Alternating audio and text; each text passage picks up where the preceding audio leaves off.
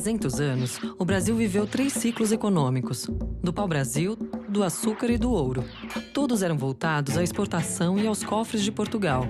Em 1800, o mundo já tinha vivido o Iluminismo, a independência dos Estados Unidos, a Revolução Francesa. E a Revolução Industrial já fazia fumaça. Mas a colônia continuava analfabeta, escravocrata, proibida de produzir. Tudo no Brasil estava prestes a mudar, e acelerado por um general francês.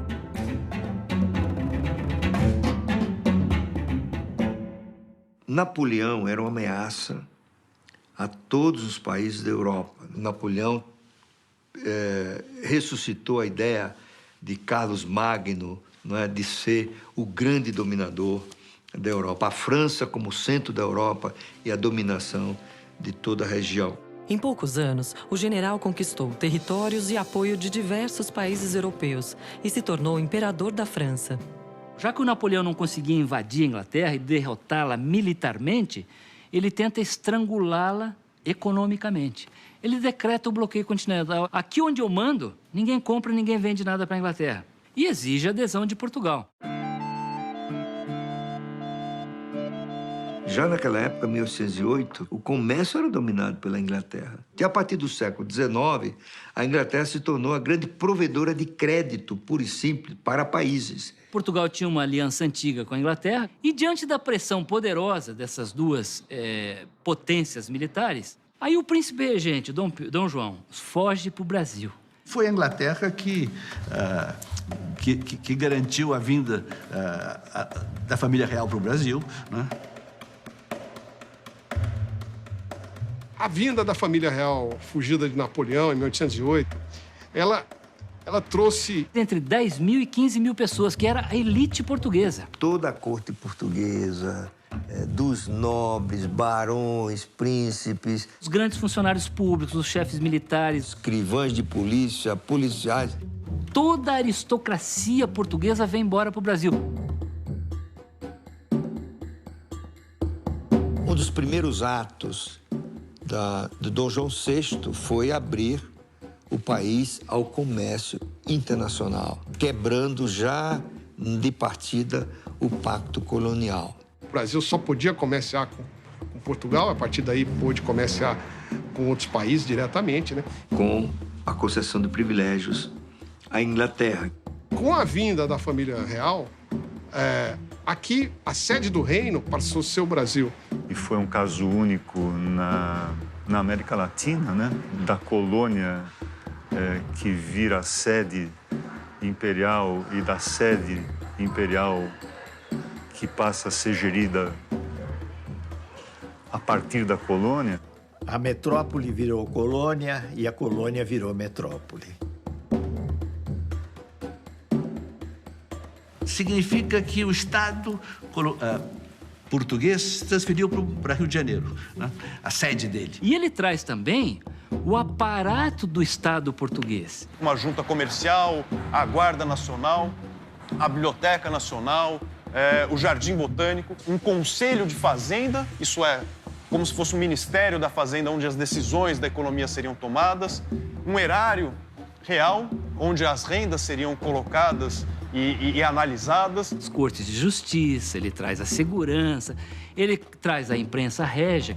Começou a se imprimir jornal, começou a ter faculdade no Brasil. Ele cria fábricas de pólvora, fábricas de ferro. Em suma, o Brasil começa a ser forjado a partir desse período. O Rio de Janeiro se transforma muito, em todos os aspectos. A cidade ganha jardim botânico, museus, bondes, teatros, escolas de artes. Dom João VI foi obrigado a trazer ou a implantar no Brasil instituições que só existiam em Portugal. E uma dessas instituições foi justamente a criação de um banco. Banco do Reino Unido, Portugal e Brasil. Banco do Reino Unido, Portugal, Brasil e Algarve. Banco Dom João. Banco Dom João. Perfeito. Banco do Brasil. Banco do Brasil maravilhoso. O Dom João criou o primeiro Banco do Brasil. A ideia foi criar um banco com capacidade de formar um lastro de ouro e, a partir dela, emitir moeda. Precisam de circulação monetária, precisam de dinheiro para circular, como um organismo precisa de sangue, vamos dizer assim. Então, além de ter um aumento da circulação de dinheiro, surgiu moeda de diferentes tipos. A economia, digamos assim, se transformou numa economia com traços mercantis muito maiores do que era no passado. Na Europa, Napoleão Bonaparte foi derrotado e a França voltou a ter as fronteiras de 1790. Sem a ameaça napoleônica, os portugueses exigiam o retorno de Dom João VI e uma constituição. Quando Dom João VI voltou para Portugal, em 1821, ele levou o lastro do banco. Terra amada, ainda hei de tirar muito mais. Com o regresso da família real a Portugal, não se conseguiu mais, né, levar o Brasil de volta para uma situação anterior, né? Tanto que houve todo esse processo que culminou com a própria independência do país em 1822. Tivemos o primeiro jeitinho brasileiro. Pegamos um rei português, transformamos em brasileiro e ele ficou como imperador do Brasil e nós passamos a construir esse império com um herdeiro do reino do trono de Portugal, né?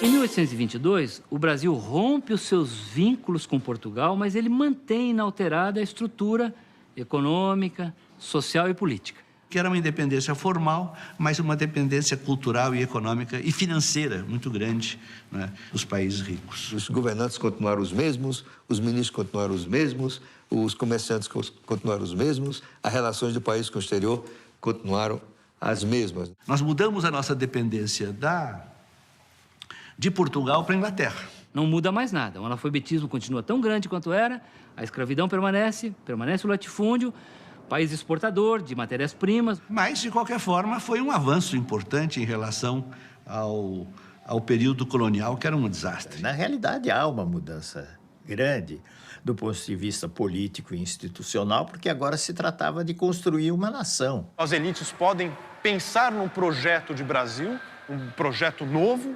voltado não para os interesses mais de Portugal, mas para os interesses do Brasil. E a Constituinte, que foi feita em 23, a primeira coisa que a independência fez... Se tratava de se estabelecer uma Constituição, os órgãos de governo, a relação entre as várias províncias e o centro imperial. Foi nesse período do Império que os brasileiros construíram o seu Estado e, né, garantiram a unidade territorial do Brasil. Só que seus grandes produtos de exportação, cana, especialmente do Nordeste, já estavam completamente em crise. A mineração também já vinha num processo de decadência bastante grande. E esse é o primeiro grande desafio do Brasil: voltar a se colocar no mercado internacional. Foram estabelecidas as condições para o reconhecimento de Portugal, da independência do Brasil, e entre estas estava a assunção pelo Brasil da dívida de Portugal com os bancos ingleses. E aqui começa-se, na verdade, uma das grandes agonias que vão percorrer toda a história econômica do Brasil. Então, o problema da dívida externa brasileira começou naquela época. A Inglaterra, ela vai intermediar essa relação, ela vai fazer o primeiro grande empréstimo para o Estado brasileiro. O Brasil teve dificuldade de pagar esse empréstimo, teve que renegociar. Dado que o Brasil era um país de déficit nas transações internacionais, isto é, o país exportava menos do que importava. Essa dívida vai, na verdade, se recolocar ao longo de todo o século XIX. Os bancos ingleses foram, durante muitos anos, os grandes financiadores do déficit público e comercial do Brasil. Nas primeiras décadas do século, outros países da América Latina se tornaram independentes da Espanha. Na Guerra da Cisplatina, Brasil e Argentina disputaram o Uruguai, que acabou se tornando independente. Para cobrir os gastos, o Banco do Brasil, mesmo sem lastro, não parou de emitir dinheiro, ou seja, houve inflação. primeiro Banco do Brasil, faleceu em 1830. Sem o lastro, o banco perdeu credibilidade. Então, a moeda que ele emitia não valia nada. Então, era melhor fechar. Foram diversas tentativas com bancos de emissão. O Império foi todo ele recheado de experiências monetárias confusas. Desde quando Dom João chegou, em 1808, é uma confusão. Por décadas, nenhum banco existiu no Brasil. Como se desenvolver sem dinheiro e sem banco?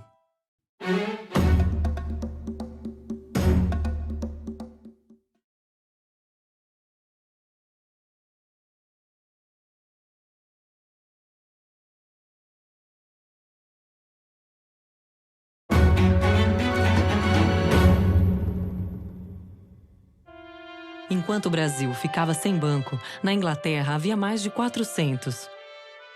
Os bancos surgiram quando as pessoas depositavam metais, moedas, né, e recebiam certificados desse valor. Dificilmente todos eles iriam aos bancos ao mesmo tempo.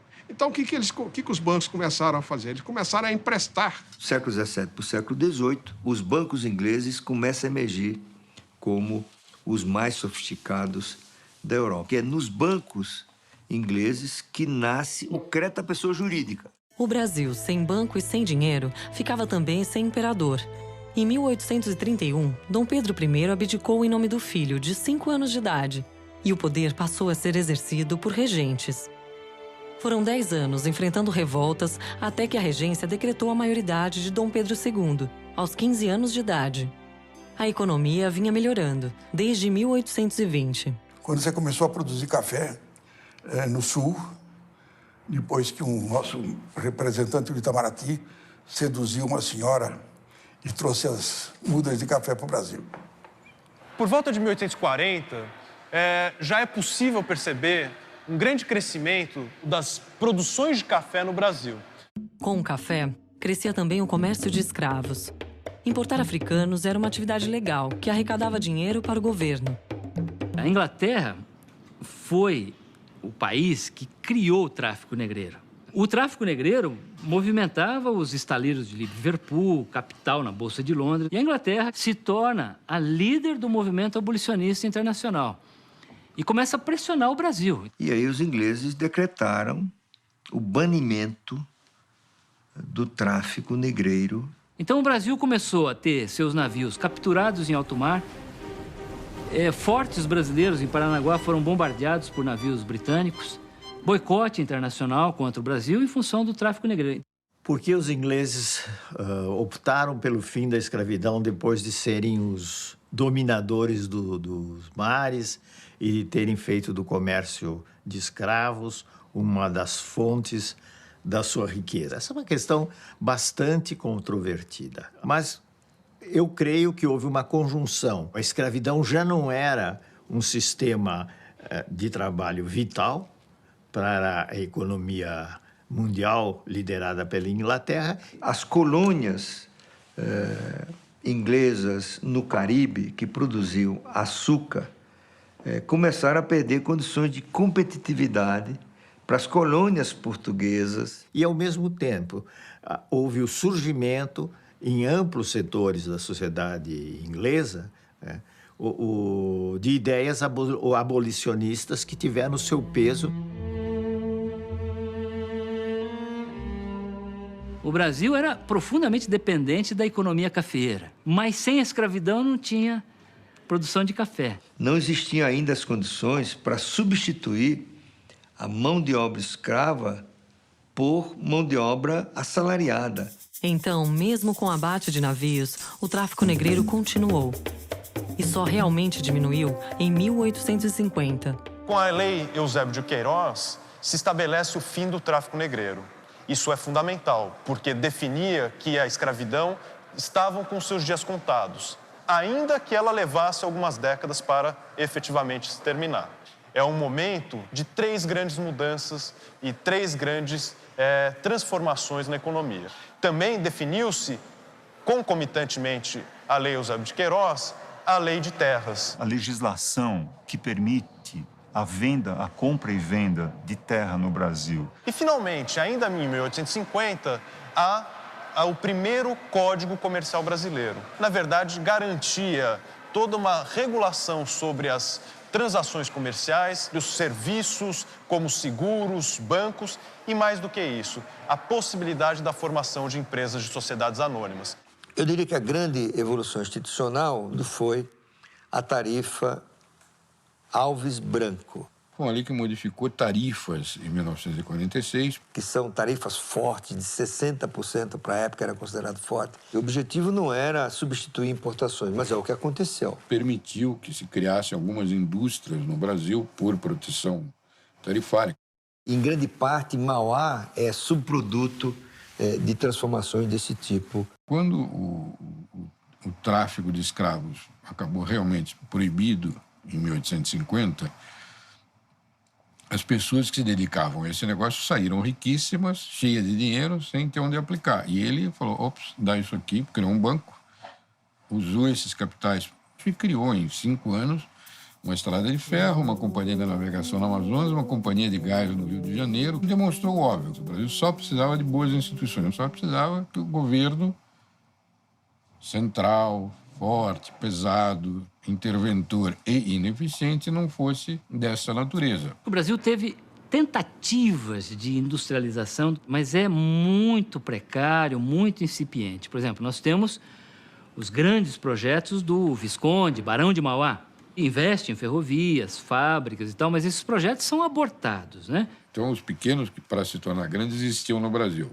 Mas eles não podiam ficar grandes porque, a partir de um determinado patamar de crescimento, o Estado passava a agir quase que diretamente contra. Exatamente porque a sociedade escravista e latifundiária, oligárquica que nós tínhamos, inviabilizava o desenvolvimento industrial brasileiro. Enfim, a transformação das instituições legais e do ambiente jurídico que permitiu o capitalismo não era bem vista no Império. Era tudo vista com suspeição. Então, o Banco do Mauá foi estatizado e virou Banco do Brasil.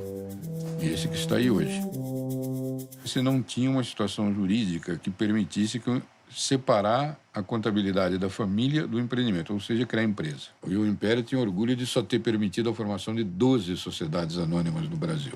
Tinha um decreto de Dom Pedro dizendo que era proibido executar propriedades de terras de usineiros da época. Mas o negócio foi desenvolvendo, foi melhorando e o Brasil passou a se desenvolver cada vez mais. Mesmo com tantas dificuldades, o Brasil se modernizava. Mas e o agronegócio? O agronegócio brasileiro também teve um desenvolvimento muito grande à medida que eles foram abrindo novas fronteiras. Então, a partir de 1850, 1860, a economia cafeira ela se acelera muito rapidamente. Então, o café ele rapidamente se espraia do Rio de Janeiro para São Paulo. Ele sai de São Paulo, ele vai para o Paraná, ele sobe do Paraná, entra no sul de Minas, vai para o Cerrado. Ele começa a assumir proporções gigantescas. Então, isso mudaria o padrão da economia e mudaria também regionalmente o motor da economia. Vai se tornando, então, a principal exportação do Brasil. O Brasil tinha quase que o monopólio da economia ou do mercado cafeeiro no exterior. Aquele café que sai como sacas de café e chega ao exterior, retornavam como rendas para o país. E era esse ouro, essa moeda, que financiaria tanto o Estado como as importações brasileiras. O fenômeno maior da indústria, do surgimento da indústria, vem muito acompanhado com a produção do café. Com as ferrovias, as 3 importantes ferrovias paulistas, a Sorocabana Paulista e a Mogiana, refletiram sim e apoiaram, alavancaram o avanço da cafeicultura de modo especial. O café fez os portos, o café fez as estradas de rodagem, de ferro. A construção de companhias de navegação, a formação de bancos e companhias de serviços públicos. Todos esses negócios podiam não depender diretamente do café, mas eram financiados ou sobreviviam às custas das rendas que o café gerava para a economia brasileira. Além do café, o crescimento também era financiado por empréstimos de bancos ingleses. Era o financiamento para o pagamento de projetos da economia brasileira, era o financiamento para o pagamento de novas dívidas. Você precisava sempre de recursos crescentes para pagar suas dívidas anteriores. Por isso, a dívida ela tende a crescer ao longo do tempo e o Brasil precisa recorrer, em vários momentos, a refinanciamentos, chamados, por exemplo, de founding loans. Na Europa, pequenas nações se uniam, criando Itália e Alemanha. A segunda revolução tecnológica foi muito calcada também em conhecimento científico. Foi a revolução do final do século XIX que nos trouxe a eletricidade, nos trouxe os motores movidos a combustível líquido, derivados de petróleo, todos os eletrodomésticos, todos os aparelhos com os quais nós lidamos até hoje. Com a segunda revolução industrial, Manaus e Belém viveram sua Belle Époque, financiada pela exportação de borracha usada para fabricar pneus de bicicletas, a moda da época. Mas o Brasil, mais uma vez, ficou para trás. Então, é aí que está o pepino, a passagem para o capitalismo, quando houve capitalismo na Europa. Aí os Estados Unidos teve condições de fazer a sua revolução capitalista, a sua revolução industrial, enquanto que o Brasil só vai fazer isso 100 anos depois. Quando chega em 1800, os Estados Unidos é apenas 2 vezes mais rico em termos de renda per capita que o Brasil. E no final do século XIX, ele vai ser 5, quase 6 vezes. A economia brasileira, que quase não cresceu, passou a competir com a economia dos Estados Unidos, que multiplicou-se por 15. Os Estados Unidos fizeram uma arrancada para a vitória, essa expressão popular extraordinária, e o Brasil patinou. O Império, basicamente, é um fracasso econômico. O Brasil não tinha as instituições básicas que permitiram que o capitalismo funcionasse. O Joaquim Nabuco diz o seguinte, que o Brasil ele mobilizava tanto capital no tráfico negreiro que inviabilizou um projeto de industrialização mais cedo. Curiosamente, foi na Guerra do Paraguai, o maior conflito armado na história da América do Sul, que cresceu o apoio popular à abolição. Pela primeira vez, brasileiros de diferentes regiões se encontraram nos campos do Paraguai. Não só brasileiros brancos, mas também escravos. O que virou um problema, né? Quer dizer, eu sou branco, livre, e o cativo aqui, que eu exploro lá no Brasil, está lutando pela mesma pátria. Então, isso faz com que, depois da Guerra do Paraguai, recrudesça o movimento abolicionista no Brasil. Mas, sem outra maneira de produzir, o país se agarrava nas saias da escravidão. Ocorreram vários esforços de substituir a mão de obra africana, cativa, por imigrantes brancos da Europa.